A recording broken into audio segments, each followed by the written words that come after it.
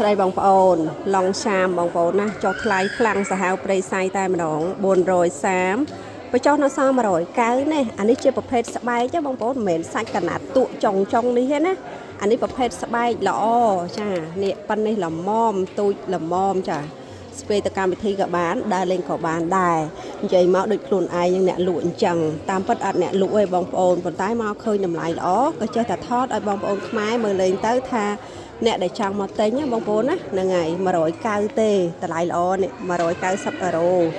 អានេះមាន2ពណ៌អានេះពណ៌ខ្មៅហើយនិងពណ៌អានេះទឹកប៊ិចក្រម៉ៅ